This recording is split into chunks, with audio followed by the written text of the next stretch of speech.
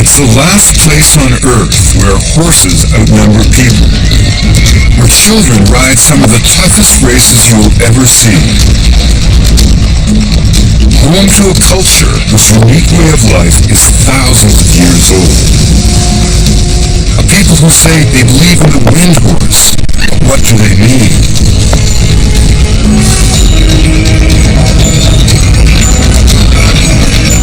I'm journeying to the horse nomads of Mongolia to try to find the answers.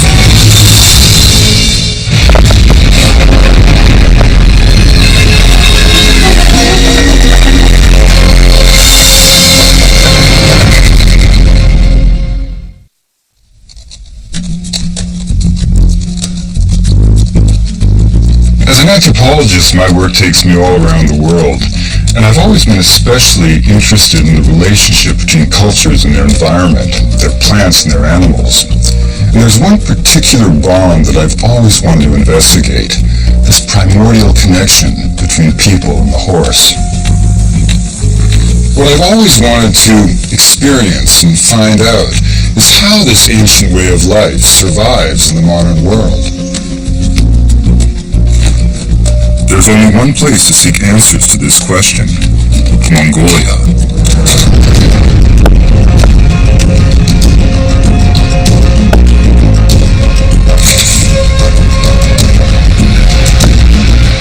The gateway to Mongolia is its capital city, Ulaanbaatar.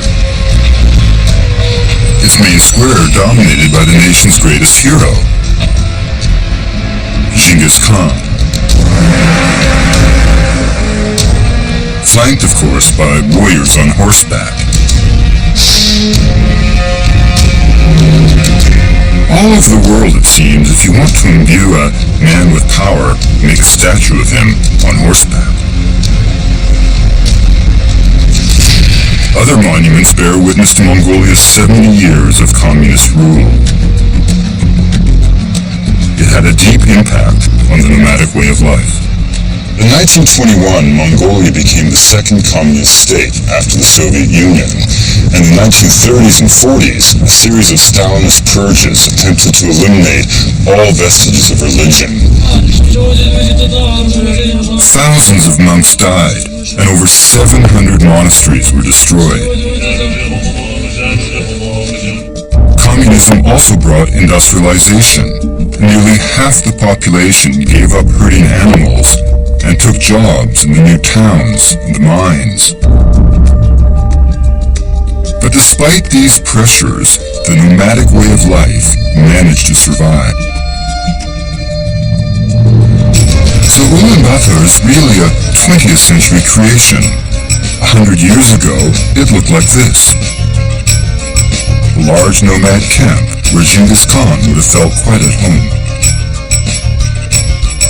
Today, Ulaanbaatar is only a tiny island of urban sprawl in a vast sea of rolling grasslands and deserts which stretch from the Black Sea in Eastern Europe across the whole of Asia to the shores of the Pacific.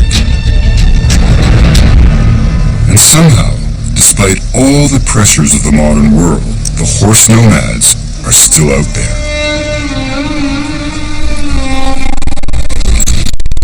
Now a fantastic opportunity has come our way. Through contacts, we've been invited to a remote valley 2 days jeep drive away from the capital. Here we'll take part in the nomad celebrations when they hold their great summer festival, the Nadam. At its heart are the famous horse races, but I suspect that their ceremonies will reveal much more than just sporting fun. They have invited us to live in the traditional tents they call gears, and to ride with them. That will be the greatest challenge for me and the crew, to ride with the Mongols.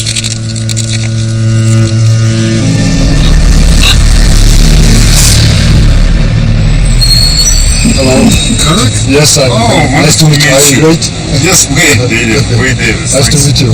My companion and interpreter for my journey is Kana. From Western Mongolia, he is a Kazakh, cousin to the Mongols. But he grew up as a nomadic herder and has lived with horses all his life. His language has 62 words for bay-colored horses alone. As we are going to be riding horses every day, Kana insists that I am properly kitted out for the trip, so we go to the local nomads market. To make the Mongols, the first thing is to find the right wood, which should be really hard wood. What kind of wood is it? It's a birch. Mongol wooden saddles date back to Genghis Khan's times, and Kana says they allow the rider to perform amazing feats of horsemanship. I hold like this. For riding, you really need this. Yeah, it's a simple one. It's simple one. Every day. For everyday riding. Everyday riding. It doesn't get too hot? No, when you're in a hospital, it's just you lose the gallop and so it's windy. You are not Mongol. Before we leave the capital, I have one last call to make. My nomad hosts out on the steppe have sent word that I should pay my respects to the Green Tara, a Buddhist goddess who is somehow connected to the mysterious force that they call the Wind Horse. But right now, I really don't know what that means.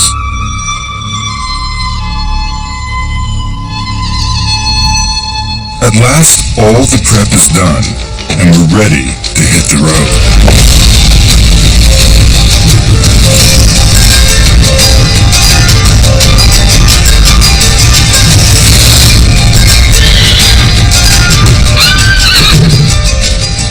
It's amazing to finally get out of the capital of UP and see for the first time the open steppes of Asia, this kind of ocean of grass that stretches all the way from Manchuria to the very gates of Europe. I mean, halfway around the world, a grassland that could only be crossed with a horse, and because the Mongols had the horse, they could move anywhere at any time, in any direction, with lightning speed.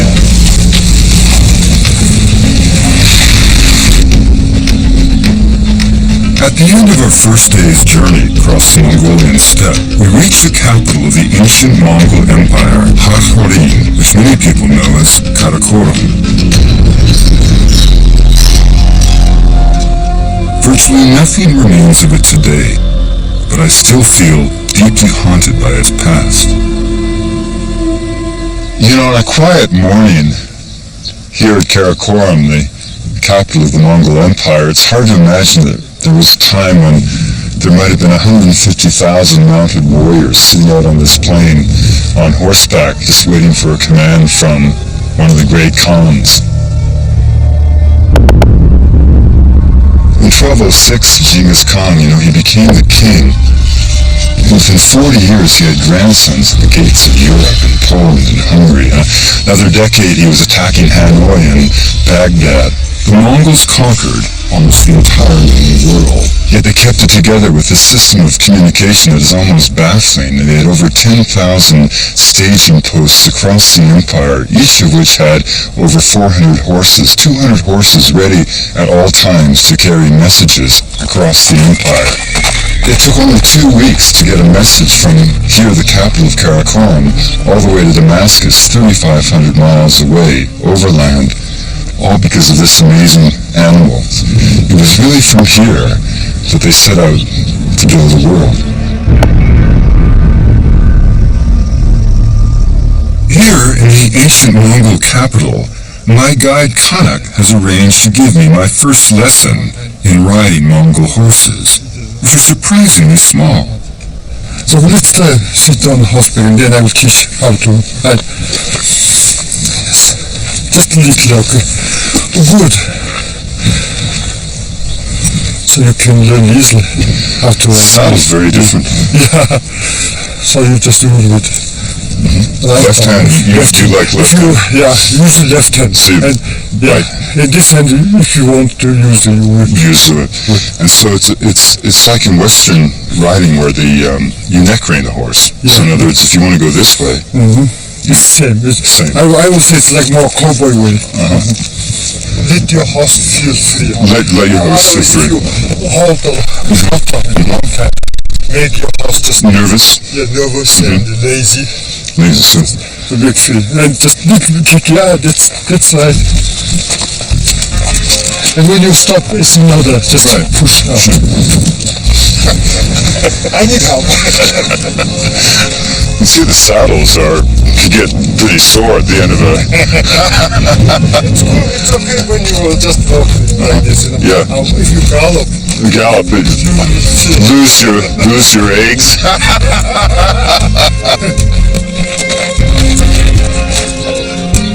A century after the Mongols abandoned Karakoram, Buddhists used the stones of the old city to build this huge temple complex, one of the few to survive the communist purges of the last century.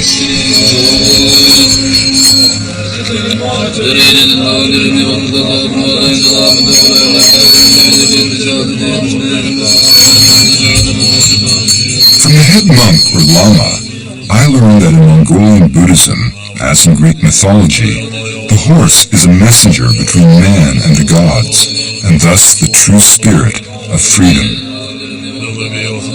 When the gods visit the earth, they are carried on the wind by spirit horses. Perhaps this, then, is a clue to the meaning of the wind horse.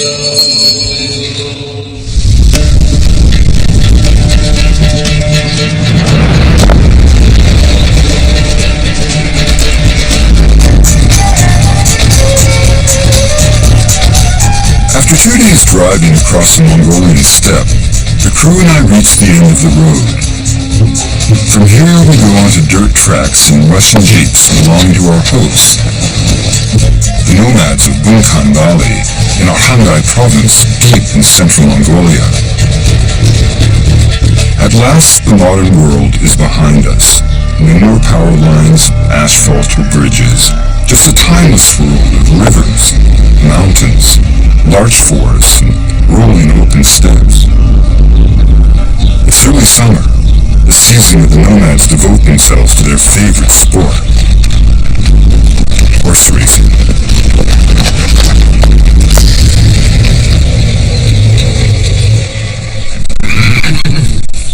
A few miles up the valley from our camp lives Mukdalai, one of the champion trainers we plan to follow through the racing season.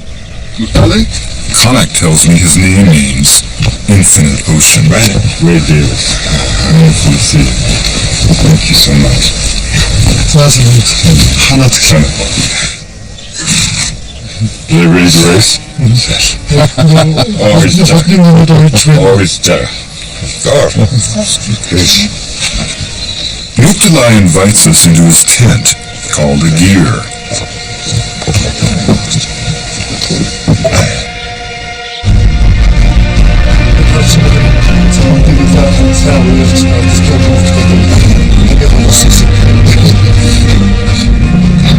At the moment, he is living at his summer camp, but he plans to move to a special training camp with his horses and jockeys soon. Only children ride the horses in Mongolian races, partly because their light weight makes it easier for the horses, but also because it marks their transition from childhood to adulthood. At 13 years old, this is the last year that Mukdalai's jockey, Jindabdorj, is allowed to ride. The next few weeks will test the skills he will need in the adult nomadic world. Ask the young lad what he likes most about riding a horse. Тэгээд тохиж орж ирэл цолсоос төрөл оршин цолсоос ирэх хоёр л. Төрж очиж. Цолсоос медаль авахгүй цолсоод гэлтэй. Тэгээд ирэх хоёр нь л.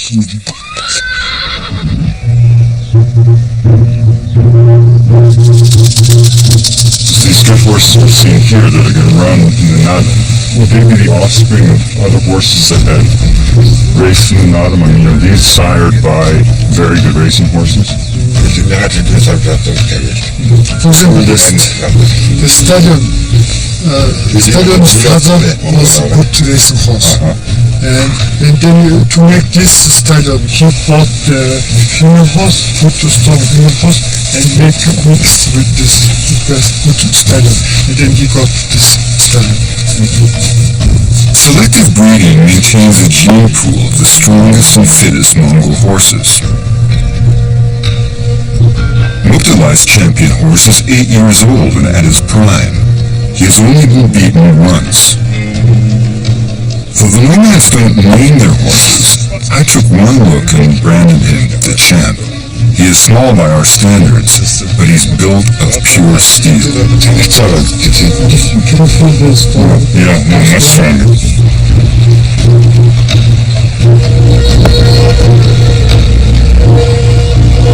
Mukdalai's greatest rival trainer is Namjin, who lives a few miles away in a neighboring valley. Unlike Mukdalai, Namjin is not planning to set up a special training camp. He lives with his wife and family, surrounded by their flocks and herds. Namjin, nice to see you. His 13-year-old nephew, Dalin Bayer, also in his last year of riding, is his champion jockey. Their hopes are pinned on a 5-year-old stallion, competing this year for the first time in the senior division, though he won several races as a younger horse. Why is it important? He has all these medals, and we went and visited with Mukdalai, and he had all these medals, and why is it so important for him to have winners in the Nadam? Тэр одоос монголчууд ганц сонирхол нь тэр. Ерөөсөл улсын мөр цүгэн тавл одоо төрүүлэх юм уу нэг үл тэр айр гэдэн гэж ярьдаг. Тэр тавлын ирсэн бол одоо монголчууд маш баярлж одоо жоохон Азтай жоохон хямартай байгаа нь харагдав.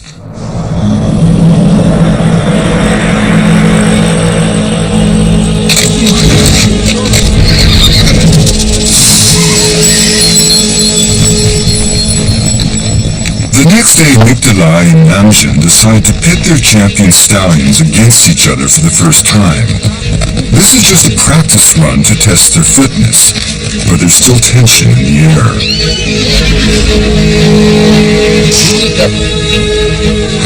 Like all the races, it's run cross-country over rough pasture. The horses galloping first along one valley, then up and over a steep hill, and down to the next valley, where the race finishes. This run is a mere 7 miles long, short by Mongolian standards, but much further than the longest European or American horse race. The big race at the Nadam in a few weeks' time will be a staggering 16 miles of flat-out galloping. To make it even more of a challenge, all of the children ride their horses bareback.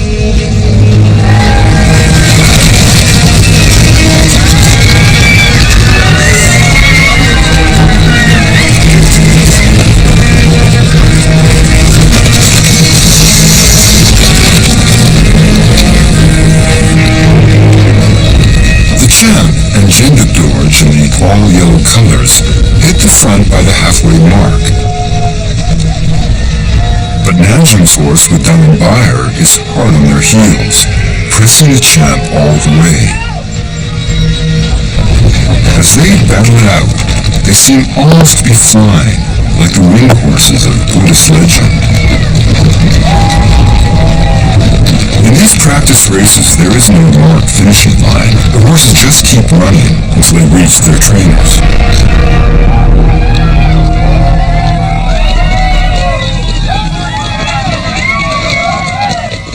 Tell me about the race. How you managed to run it? It was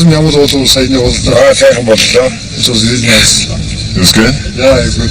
But he won just by a head. Let's ask the little fellow, how'd it go?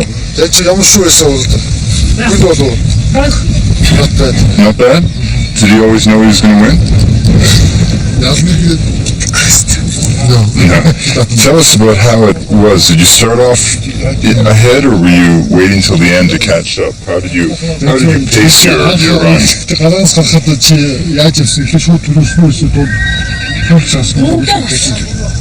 He started like so.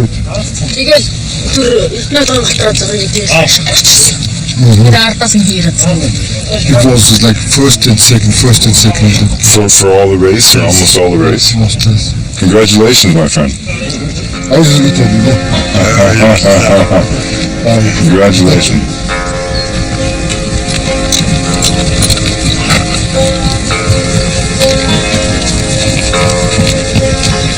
We've only been here a couple of days, but a few things are coming clear. First of all, these races are dangerous.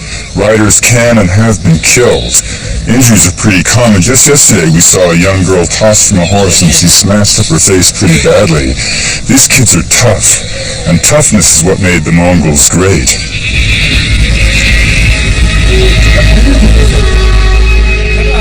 The second thing is the nature of the competition. Both Namjing and Mukdalai are fierce competitors. Both keenly expect and hope that their horses will win. But at the same time, they're very good friends. In fact, Mukdalai will be coming over here later this evening to spend the night in Namjing's Gare as they both get ready for a very early start tomorrow for another race. In a community like this, rivals cannot become enemies. And the solution is to give all glory of the victory, not to the rider or certainly to the trainer, but to the horse. And since the horse is the symbol of Mongol culture, the victory of the horse is in a sense a victory for all the people. In the coming weeks, however, we'll see who the real winners are going to be.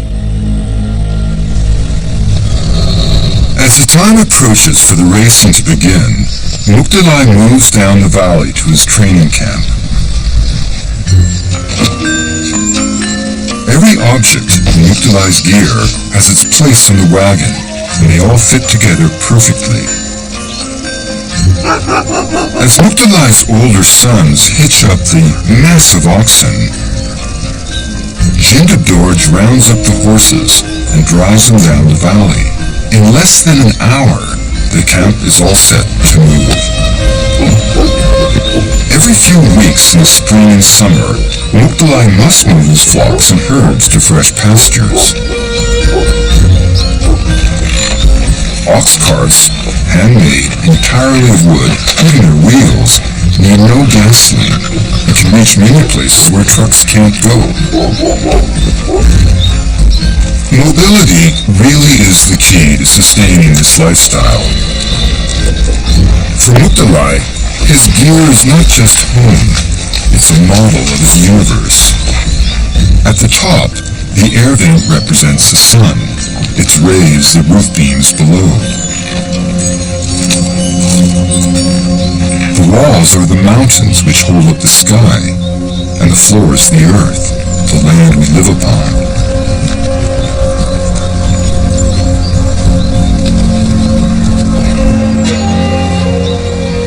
This time he sets up his gear right next to ours, a very friendly gesture. At the center of his gear, a rope dangles down. Mukdalai calls this the umbilical cord of the universe. Every Mongol gear has one. Its loops represent Mukdalai's karma, his fate, each bend a twist in his fortune, symbolizing his path through life. It's there to remind him that no matter how good or bad your luck is, it will always change. Things will always get better, or worse. The essence of nomadism is the ability to move, whether the movement is 50 yards or 50 miles. And we just experienced Mukdalai in half a morning moving his entire world. He's reconstructed the Gare, he's moved in his furniture, he's brought down his horses, he's built a corral to protect his animals. All of this in less than half a morning. Right now, there's no doubt that Mukdalai's luck is in, his fortune riding high. But will it last?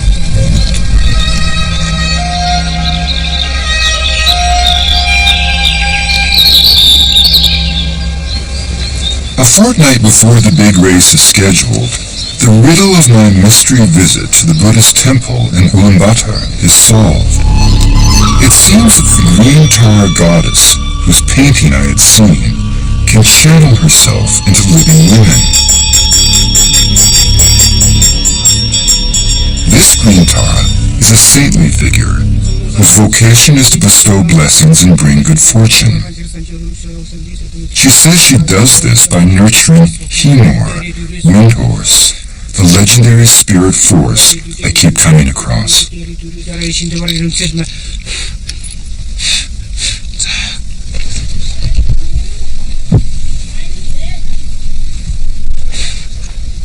Her son, Lusang Rajan, is her assistant, a trained priest or lama, and a traditional healer.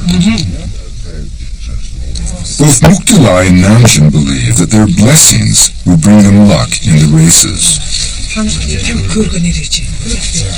to ask that how they are doing this year with the training horses. They said it's really nice because there's lots of rain and nature gives the grass and horses do really good. With less than 2 weeks to go to the big race, Namjin decides it's time to make offerings and seek the blessings of the gods themselves.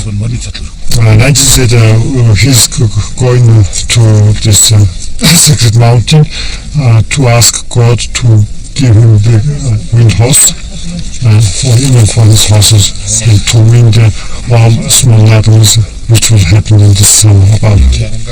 So perhaps wind horse just means luck or fortune.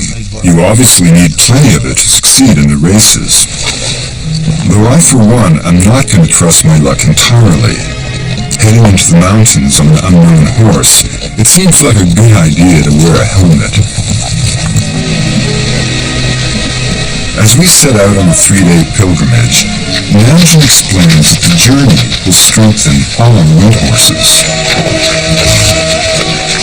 All over the world, people make pilgrimages to high places to seek the blessing of the divine.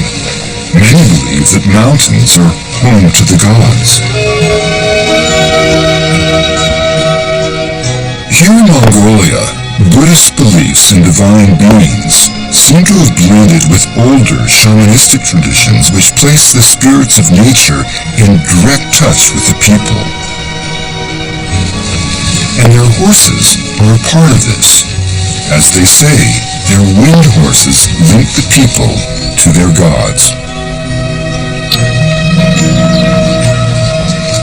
You know, you always hear talk of the kind of wild Mongolian horses, but this 8-year-old gelding that they've been giving me to ride is just the opposite of wild. It's just so responsive. I mean, I've never been with a horse that's easier to ride. You just kind of get up in your stirrups and you kind of get into a kind of Mongolian cruise control, and I bet that's the actual gait that they moved across the steppes during the time of Genghis Khan. But when it comes time to run, they run like the wind.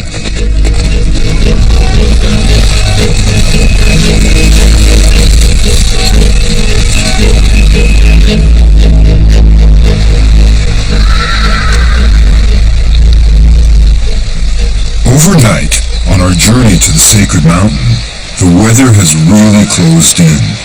The clouds have come right down, and heavy rain is falling incessantly. Namjin is not sure if the crew, who must all travel on horseback from here on up, can make it in these conditions. Sahil өвдөд зүг байдаг хөө сахиараа байдаг. Сахин өвдөд онгомор шилтэй нийлээд сахин бороод тийм сэрээ онгоолтон жоо гаргаж. Then we are worried that this is broken and like it is one we can't make film. Otherwise we lost this no problem. But what we'll do is we'll just go up to the sacred point and film the ceremony, and then do what we can on the way down or on the way up. You know, 한국은 어떻게 슈트를 아원리처스 돌아왔 그리고 tatlaga хийгээд хэдэн минут хойгоч хийж байгаа. Тэгээд шууд буцаа яг онцоо зураг боломжгүй байна. Well, we've got the llama trained for us. He's been working all morning. I promise you, by the time we get to the top, we'll be clear. Eventually, we decide to press ahead, though not with a big camera. It's already warning us that humidity levels are too high. In this kind of weather, we can only risk the lightweight backup camera. It's a steep climb in heavy rain. But after a few hours, we break out of the forest cover onto a high, open ridge.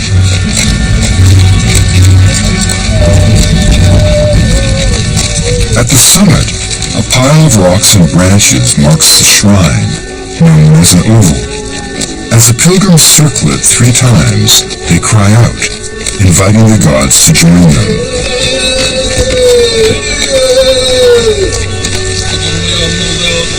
The heavens close in again, bringing more torrential rain.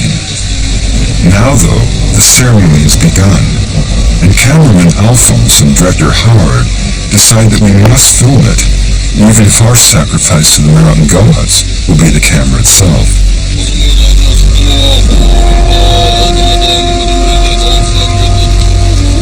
The pilgrims call upon the gods to join the feast and accept their offerings of vodka and milk. Each pilgrim takes a glass of mare's milk as an act of communion, a little like drinking wine in Christian services. Even the lashing wind and rain seem to sanctify this rite of purification and renewal. Just as Nanjin intended, mountain, sky, rain, wind, horse, and man are all drawn together as one. Now I see what he means. This spiritual purification gives strength to what we call our souls, and what he calls his wind horse. Man and horse so intimately bound together that he sees his innermost being as a heavenly horse flying on the wind.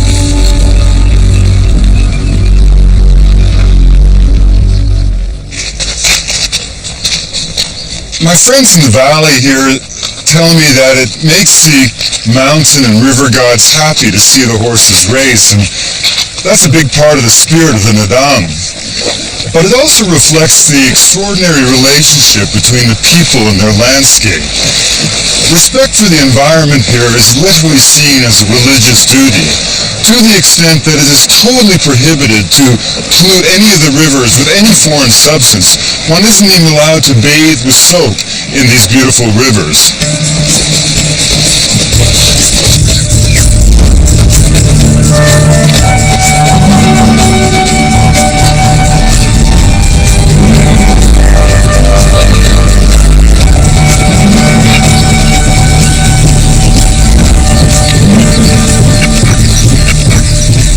It's almost time to begin to please the gods with their favorite entertainment, the Nada.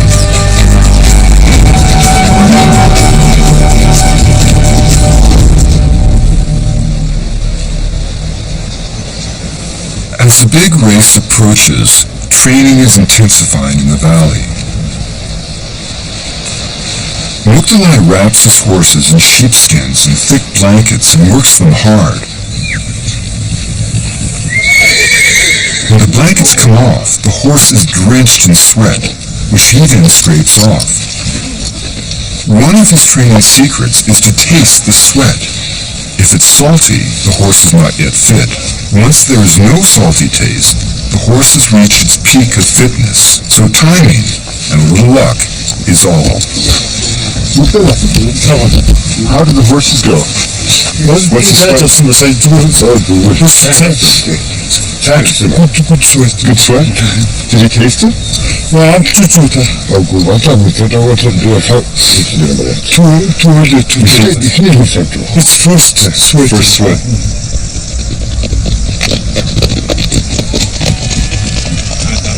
Nanjin chooses tight circuit training to work his young stallion, urging Dalambayar to keep the horse under constant pressure.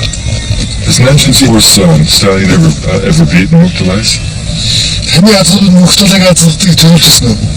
Миний ч одоо энэ жил дүн язгууд болсон юм. This job is this year's first time this horse is having part in the race like stallion. Before it was just a younger horse. So it's first time. But his horses have beaten Mukdalai's in the past. өнгөрсөн тохиолдлуудад таны Мукдалайгийн морийг төлөвлөсөн тохиол байсан уу? Би байсан.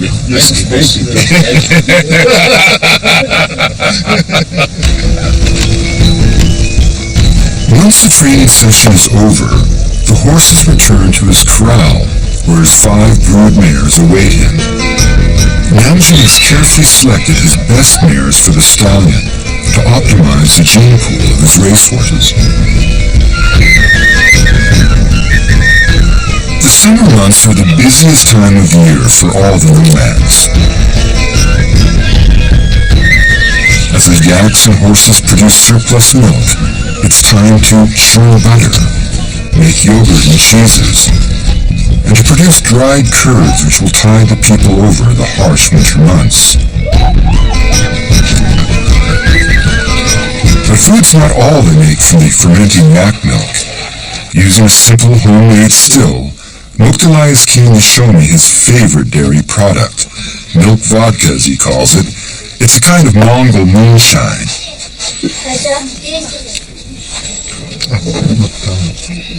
Cheese-flavored liquor isn't usually at the top of my wish list, but actually it's not bad. Not just stronger. Yeah, stronger. It's more of a cheesy, more of a fermented Алуугийн амт гасан жоохон тэрнээсээ хүчтэй биш байна. It's good.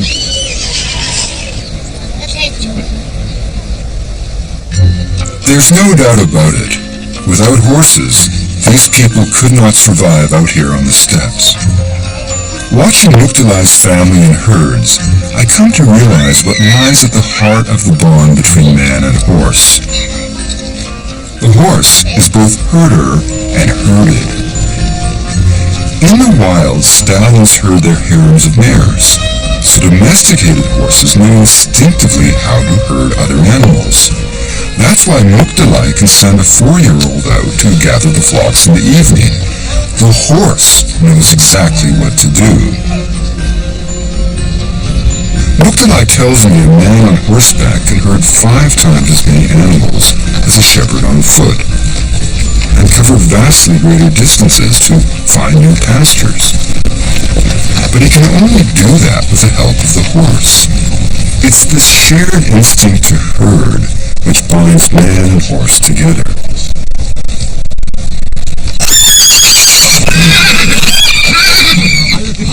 At Namjin's, his mares have just been caught and are being milked for the first time.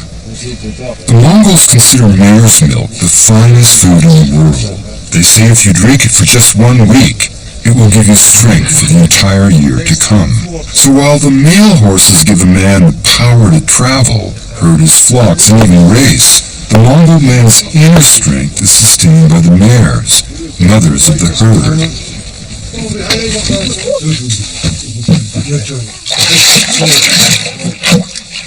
By churning the mare's milk for several hours, the milk goes sour, producing arak. For the nomads, this is the traditional ambrosia for the soul, for the wind horse.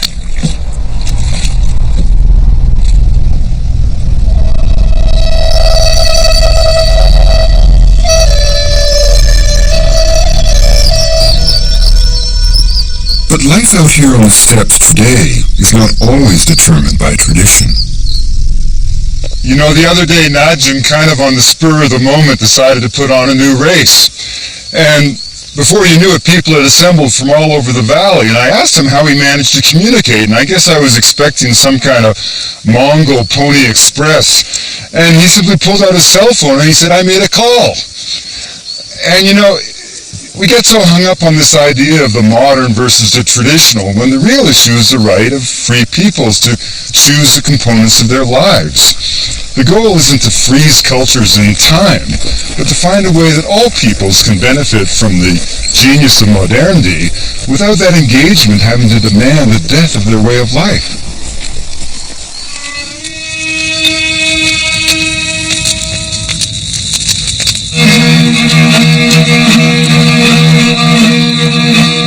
The night before the big race, a group of musicians hired to play at the Nadam entertain us round the campfire.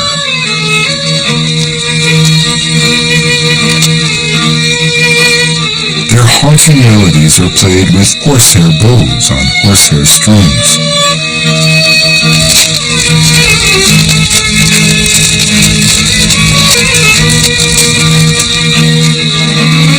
And they're pounding even seem to anticipate the thunder of tomorrow's races.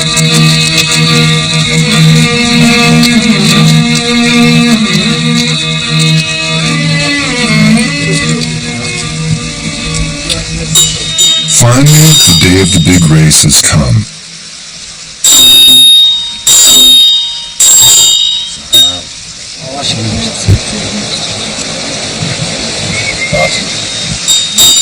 After the green Tara has blessed the horses, I decide to ride over to the Nodam with the boys.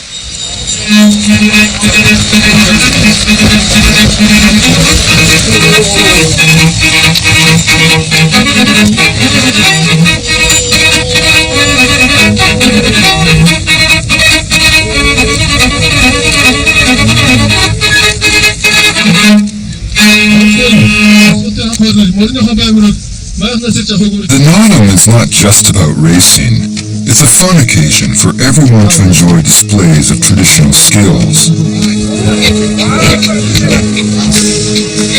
Riding bucking broncos provides thrills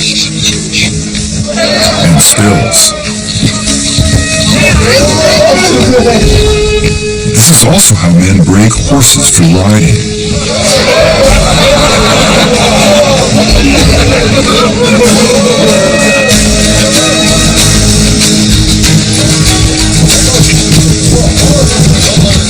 Picking up the poles used for catching horses and doing so at a full gallop requires extraordinary riding ability.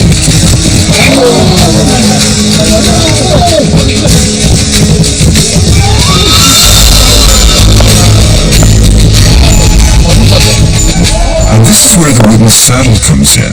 He only stays on by hooking his foot round it.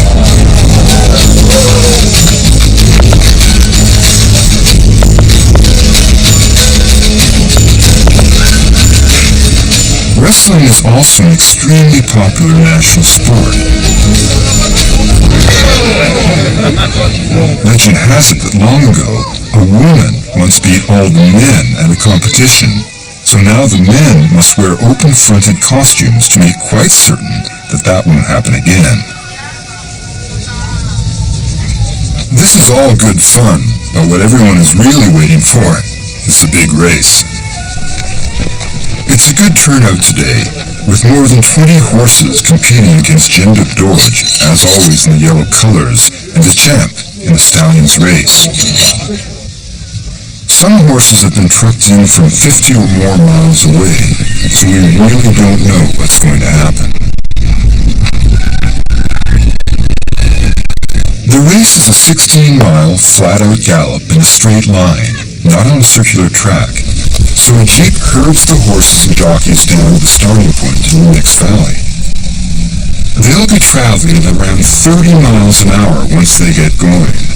First they'll race along the valley, then turn up the steep hillside, and gallop down the next valley to the finish.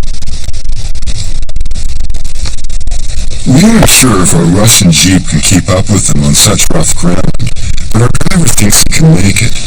So we decide to try shooting with a lightweight camera alongside the horses. There is no marked out starting line, but the riders know roughly where it is, and when they get there, they turn and charge.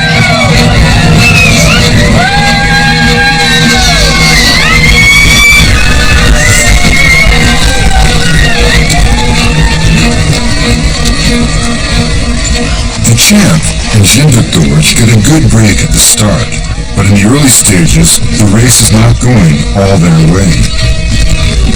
Namsen's boy, Dalmbayer, in the white with the green pants, is doing well, and at first his horse keeps up with his rival, the champ. A few minutes later, we nearly lose it in the jeep. But our driver just manages to right it before we flip over.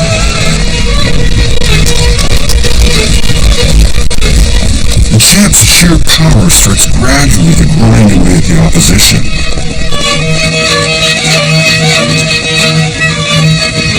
And, about halfway through, he hits the front. Jinduk Dorj's screams urge the horse to greater and greater speed, to run like the wind.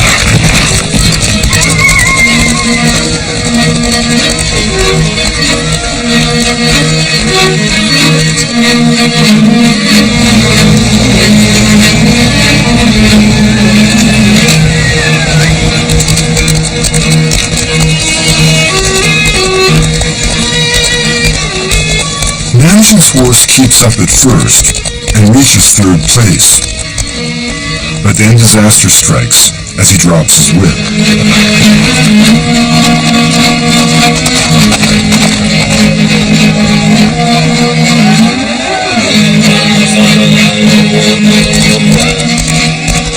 The champ cruises in, easily beating all comers. But Nanjing's boy Dalambayar has a tremendous battle just to stay in the medals.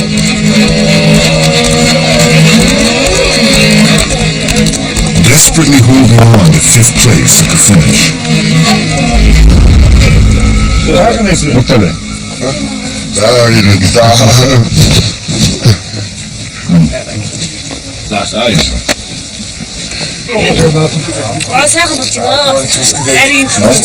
Came on 5th. You came in 5th, that's good with that horse, eh? How about this horse, how did he go? Thank you, well, you know, Was he in first all the time? Or did you have that's to what I make a think move? is ихэд би хамгийн сэтгэлжсэн. when he started, he was almost last time. Really? When did he make his move? Right. He did do it. Би өндөр өчтэй байж хэрэгтэй. When he came on the high heel, and he came like 6. Тэгэл таагаад. Өсөлтөд орж ирсэн тийм. When was going up, he got more horses. Yes, strong boy. And then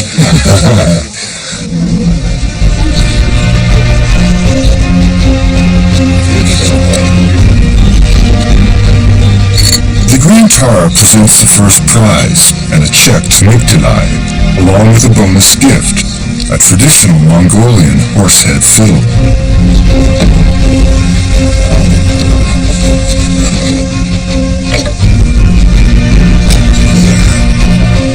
I am honored to be asked to present some of the prizes to the race winners alongside the Green Tara. It's a relief that Nanjing's nephew managed to take a medal in the last few strides of the race. Everyone's pride is glowing as the day draws to a close.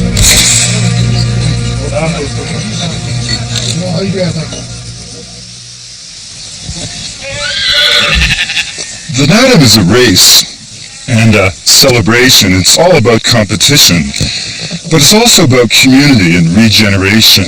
It's a time once each year where, at the height of the summer, when the grass is rich and life is pretty easy, the people have a chance to literally journey to the sacred mountain, to touch the sky gods, to achieve the kind of spiritual nourishment that will allow them not only to get through the coming winter, but to endure whatever life brings them.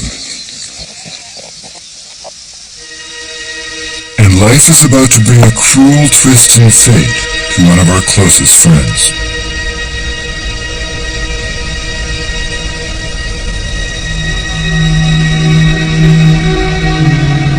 Just as the universal umbilical cord predicts, fortunes invariably change. This time, it is our dear friend Muktilai's turn. The evening after the races, he set off for home after a few vodkas on his new mechanical horse, his motorbike.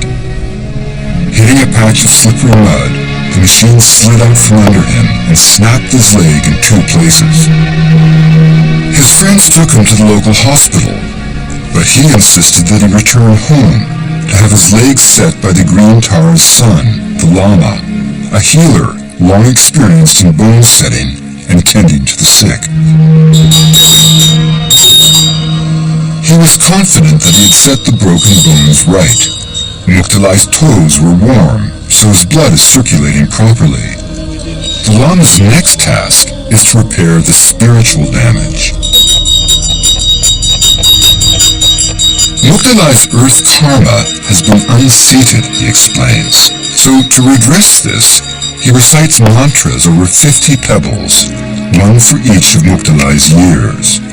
He then instructs Muktalai's wife to bury the pebbles, to appease the earth gods, and to restore Muktalai's wind horse.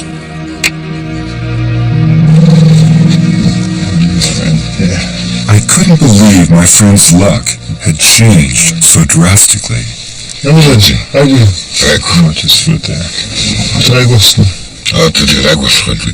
Yes, now it's feeling better. You made it. The llama's work. Well, if the pain gets too bad, you can always drink a little bit of this. He never seemed to make a wrong step before this. But then he believes that this was his karma. Perhaps he had too much luck in the races.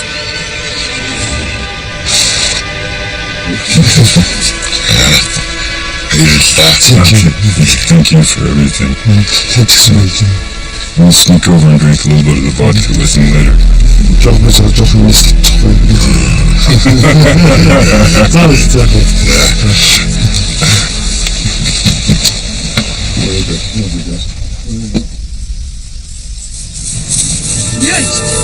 As I left Muktalai's gear, there was Jendrik Dorj, waiting for me on his horse. He wanted to show me what real horsemanship, catching foals with a long pole, is all about.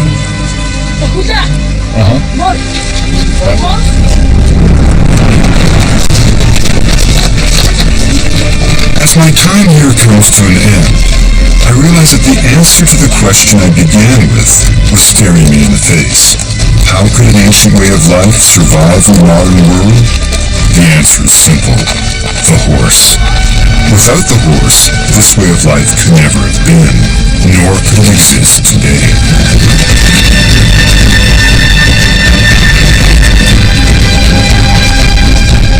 My friend Nanjun tells me that once you've ridden a horse for several years, it will never leave you. It is as if you and the horse become one.